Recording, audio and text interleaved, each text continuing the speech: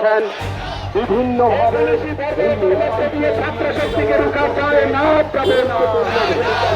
এই দেশের ছাত্র শক্তি জিন্দাবাদ, এই ছাত্র শক্তি জিন্দাবাদ।